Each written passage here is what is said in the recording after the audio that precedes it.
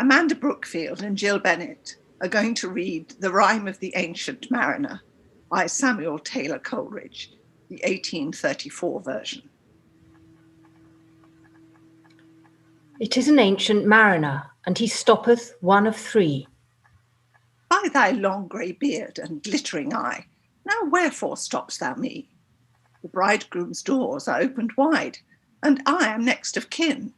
The guests are met, the feast is set, mayst hear the merry din. He holds him with his skinny hand. There was a ship, quoth he. Hold off, unhand me, greybeard loon. Eftsoons his hand dropped he. He holds him with his glittering eye. The wedding guest stood still and listens like a 3 years child. The mariner hath his will. The wedding guest sat on a stone, he cannot choose but hear, and thus spake on that ancient man, the bright-eyed mariner. The ship was cheered, the harbour cleared, merrily did we drop below the kirk, below the hill, below the lighthouse top. The sun came up upon the left, out of the sea came he, and he shone bright, and on the right went down into the sea. Higher and higher every day, till over the mast at noon. The wedding guest here beat his breast, for he heard the loud bassoon. The bride hath paced into the hall, red as a rose is she. Nodding their heads before her goes the merry minstrelsy. The wedding guest, he beat his breast, yet he cannot choose but hear, and thus spake on that ancient man, the bright-eyed mariner. And now the storm blast came, and he was tyrannous and strong.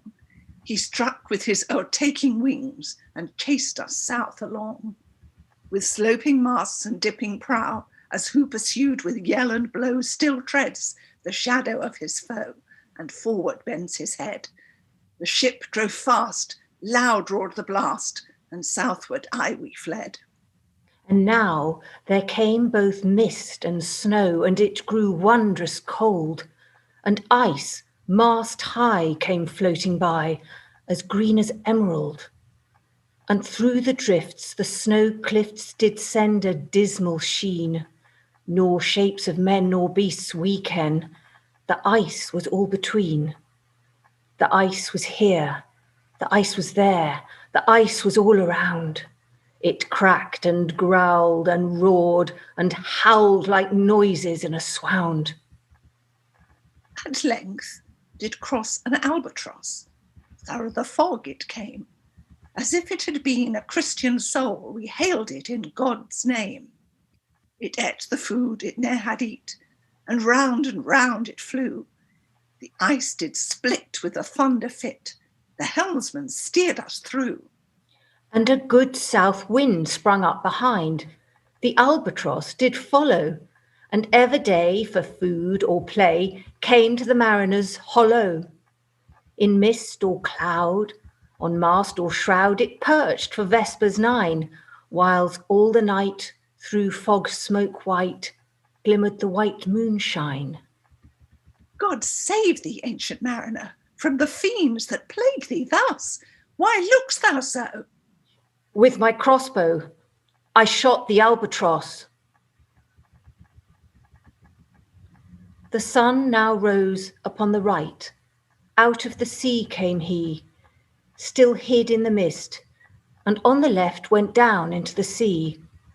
And the good south wind still blew behind, but no sweet bird did follow, nor any day for food or play came to the mariner's hollow. And I had done a hellish thing, and it would work 'em woe. For all averred, I had killed the bird that made the breeze to blow. Nor dim nor red, like God's own head, the glorious sun uprist. Then, all averred, I had killed the bird that brought the fog and mist. 'Twas right, said they, such birds to slay, that bring the fog and mist. The fair breeze blew, the white foam flew, the furrow followed free. We were the first that ever burst into that silent sea. Down dropped the breeze, the sails dropped down. 'Twas sad as sad could be. and we did speak only to break the silence of the sea. All in a hot and copper sky, the bloody sun at noon, right up above the mast did stand, no bigger than the moon. Day after day after day we stuck, nor breath nor motion, as idle as a painted ship upon a painted ocean. Water, water everywhere, and all the boards did shrink. Water, water everywhere, nor any drop to drink. The very deep did rot. Oh, Christ, that ever this should be. Yes, slimy things did crawl, with legs upon the slimy sea. About, in reel and rout, the death fires danced at night. The water, like a witch's oils, burnt green and blue and white. And some in dreams assured were of the spirit that plagued us so. 9 fathom deep he had followed us from the land of mist and snow. And every tongue, through utter drought, was withered at the root. We could not speak, no more than if we had been choked with soot. Ah, well a day, what evil looks had I from old and young. Instead of the cross, the albatross about my neck was hung. There passed a weary time. Each throat was parched and glazed each eye. A weary time, a weary time. How glazed each weary eye.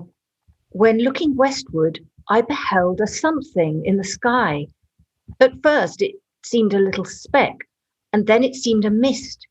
It moved, and took at last a certain shape, I wist. A speck, a mist, a shape I wist, and still it neared and neared. As if it dodged a water sprite, it plunged and tacked and veered. With throats unslaked, with black lips baked, we could neither laugh nor wail.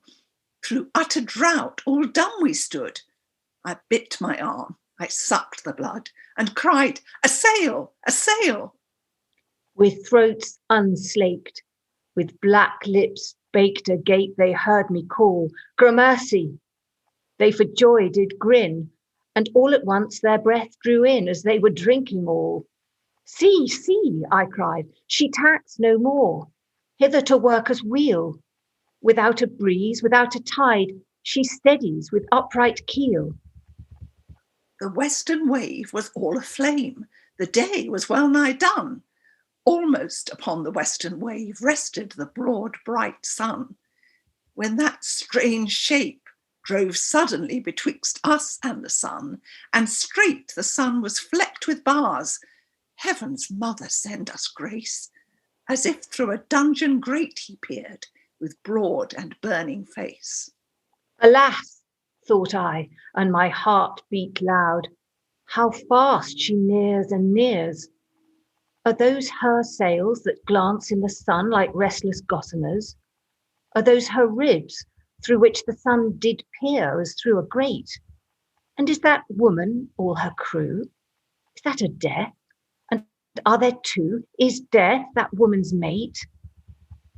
Her lips were red, her looks were free, her locks were yellow as gold, her skin was white as leprosy.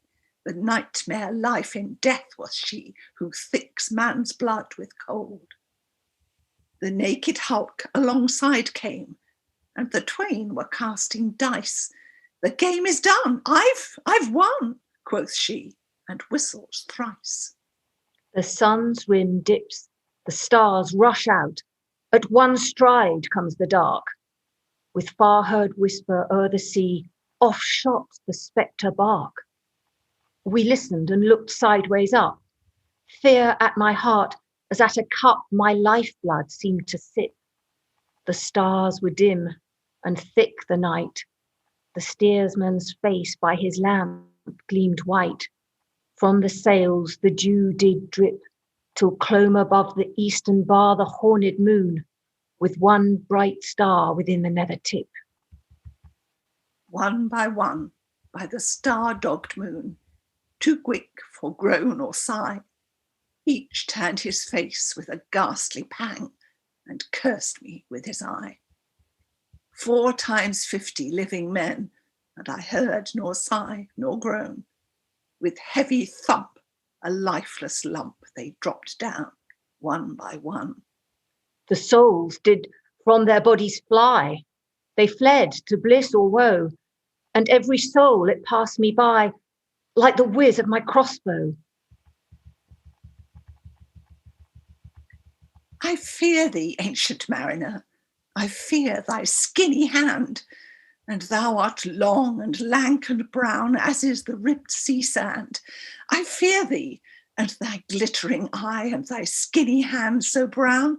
Fear not, thou wedding guest. This body dropped not down. Alone, alone, all alone. Alone on a wide, wide sea. And never a saint took pity on my soul in agony. The many men, so beautiful, and they all dead did lie, and 1,000 slimy things lived on, and so did I. I looked upon the rotting sea and drew my eyes away. I looked upon the rotting deck, and there the dead men lay. I looked to heaven and tried to pray, but or ever a prayer had gushed, a wicked whisper came and made my heart as dry as dust. I closed my lids and kept them close, and the balls like pulses beat. For the sky and the sea, and the sea and the sky lay like a load on my weary eye, and the dead were at my feet. The cold sweat melted from their limbs, nor rot nor reek did they. The look with which they looked on me had never passed away. An orphan's curse would drag to hell a spirit from on high, but oh, more horrible than that is the curse in a dead man's eye. 7 days, 7 nights I saw that curse, and yet I could not die. The moving moon went up the sky, and nowhere did abide. Softly she was going up, and a star or two beside. Her beams bemocked the sultry main, like April hoarfrost spread. But where the ship's huge shadow lay, the charmed water burnt always a still and awful red. Beyond the shadow of the ship I watched the water snakes. They moved in tracks of shining white, and when they reared, their elfish light fell off in hoary flakes. Within the shadow of the ship I watched their rich attire. Blue, glossy green, and velvet black, they coiled and swam, and every track was a flash of golden fire. Oh, happy living things! No tongue their beauty might declare. A spring of love gushed from my heart, and I blessed them unaware. Sure, my kind saint took pity on me, and I blessed them unaware. The self-same moment I could pray, and from my neck so free, the albatross fell off and sank like lead into the sea. Oh, sleep, it is a gentle thing, beloved from pole to pole. To Mary, Queen, the praise be given. She sent the gentle sleep from heaven that slid into my soul.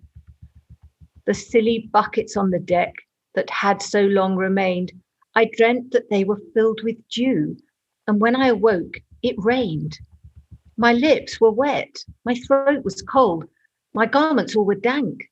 Sure, I had drunken in my dreams, and still my body drank.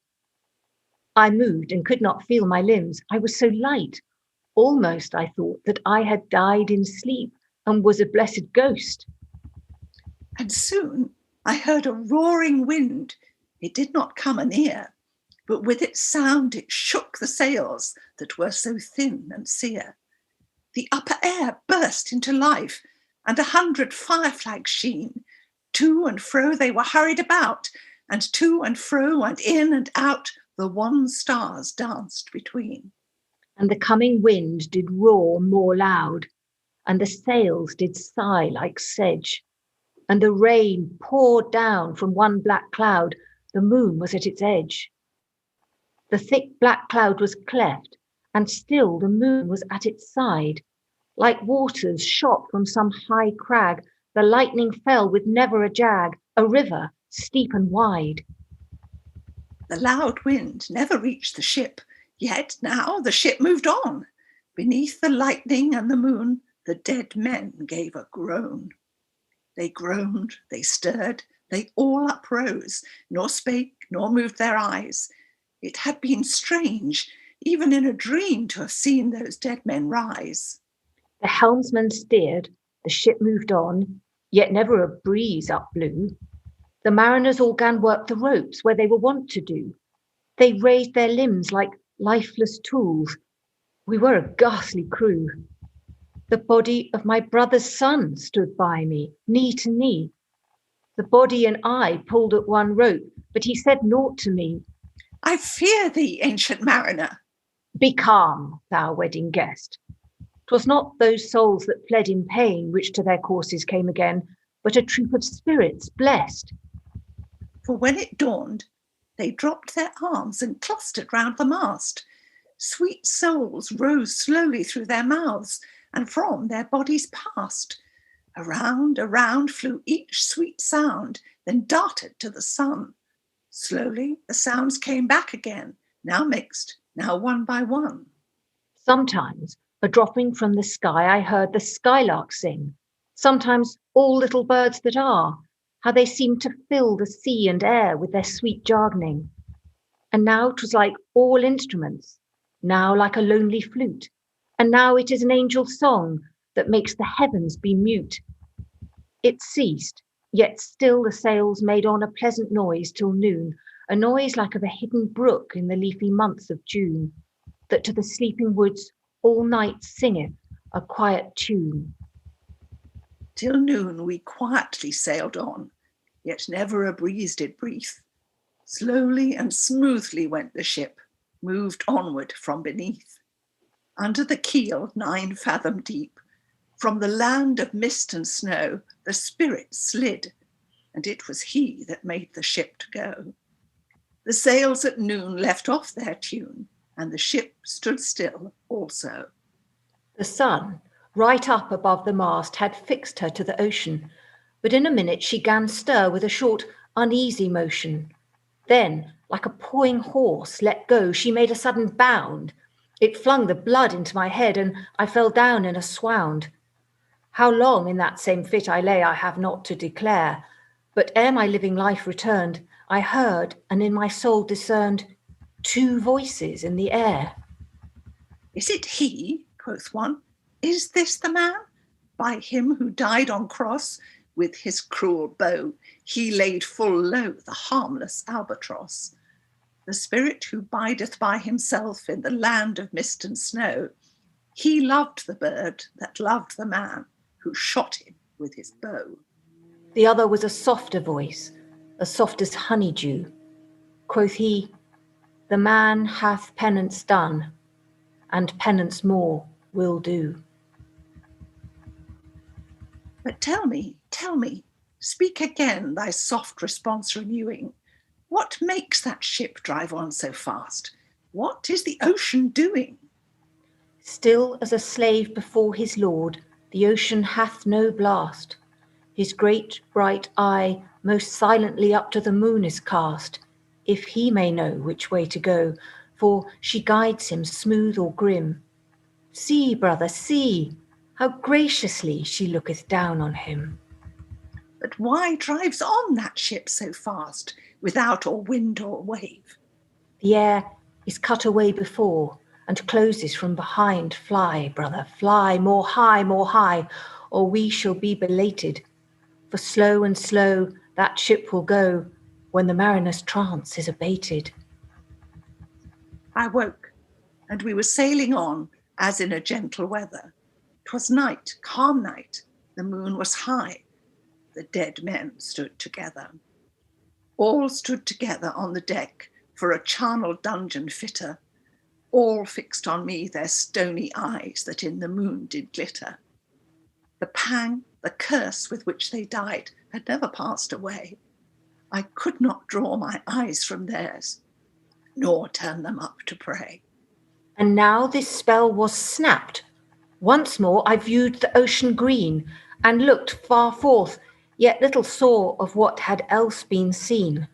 Like one that on a lonesome road doth walk in fear and dread, and having once turned round, walks on, and turns no more his head, because he knows a frightful fiend doth close behind him tread. But soon there breathed a wind on me, nor sound nor motion made. Its path was not upon the sea, in ripple or in shade. It raised my hair, it fanned my cheek like a meadow gale of spring. It mingled strangely with my fears, yet it felt like a welcoming. Swiftly, swiftly flew the ship, yet she sailed softly too. Sweetly, sweetly blew the breeze, on me alone it blew. Oh, dream of joy! Is this indeed the lighthouse top I see? Is this the hill? Is this the kirk? Is this mine own country? We drifted o'er the harbour bar, and I with sobs did pray, oh, let me be awake, my God, or let me sleep always. The harbour bar was clear as glass, so smoothly it was strewn, and on the bay the moonlight lay, and the shadow of the moon. The rock shone bright, the kirk no less, that stands above the rock. The moonlight steeped in silentness the steady weathercock, and the bay was white with silent light, till rising from the same, full many shapes that shadows were, in crimson colours came. A little distance from the prow those crimson shadows were. I turned my eyes upon the deck. Oh, Christ, what saw I there? Each course lay flat, lifeless and flat, and by the holy rood, a man all light, a seraph man on every course there stood. This seraph band, each waved his hand, it was a heavenly sight. They stood as signals to the land, each one a lovely light. This seraph band, each waved his hand, no voice did they impart, no voice, but oh, the silence sank like music on my heart. But soon I heard the clash of oars, I heard the pilot's cheer. My head was turned perforce away, and I saw a boat appear. The pilot and the pilot's boy, I heard them coming fast. Dear Lord in heaven, it was a joy the dead men could not blast. I saw a third, I heard his voice, it is the hermit good. He singeth loud his godly hymns that he makes in the wood. He'll shrieve my soul, he'll wash away the albatross's blood. This hermit good lives in that wood which slopes down to the sea. How loudly his sweet voice he rears. He loves to talk with mariners that come from a far country. He kneels as morn and noon and eve, he hath a cushion plump. It is the moss that wholly hides the rotted old oak stump. The skiff boat neared, I heard them talk. Why, this is strange, I trow. Where are those lights so many and fair, that signal made but now? Strange, by my faith, the hermit said, and they answered not our cheer. The planks warped, and see those sails, how thin they are and sere. I never saw aught like to them, unless perchance it were brown skeletons of leaves that lag my forest brook along, when the ivy tod is heavy with snow, and the owlet whoops to the wolf below that eats the she-wolf's young. Dear Lord, it hath a fiendish look, the pilot made reply. I am afeard. Push on, said the hermit cheerily. The boat came closer to the ship, but I nor spake nor stirred. The boat came close beneath the ship, and straight a sound was heard. Under the water it rumbled on, still louder and more dread. It reached the ship, it split the bay. The ship went down like lead. Stunned by that loud and dreadful sound, which sky and ocean smote, like one that hath been 7 days drowned, my body lay afloat. But swift as dreams myself I found within the pilot's boat. Upon the whirl where sank the ship, the boat spun round and round, and all was still, save that the hill was telling of the sound. I moved my lips. The pilot shrieked and fell down in a fit. The holy hermit raised his eyes and prayed where he did sit. I took the oars. The pilot's boy, who now doth crazy go, laughed loud and long, and all the while his eyes went to and fro. Ha ha, quoth he, full plain I see the devil knows how to row. And now, all in my own country, I stood on the firm land. The hermit stepped forth from the boat, and scarcely could he stand. Oh, shrieve me, holy man.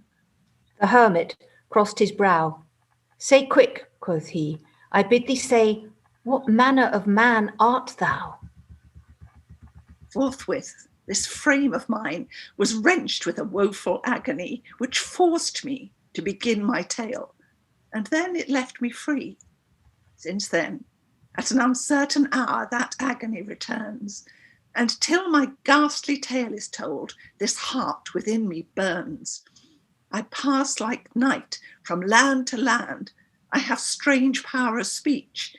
That moment that his face I see, I know the man that must hear me. To him my tale I teach. What loud uproar bursts from that door? The wedding guests are there.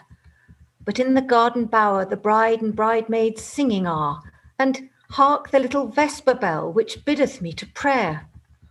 O wedding guest, this soul hath been alone on a wide, wide sea.